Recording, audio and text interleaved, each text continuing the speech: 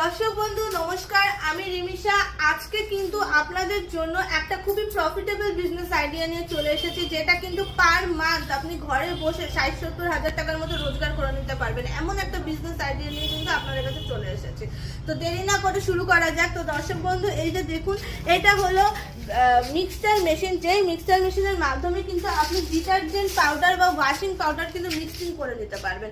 এবং এটা কিন্তু খুবই একটা প্রফিটেবল, যেটা হলো সার্ফ তৈরি করার মেশিন।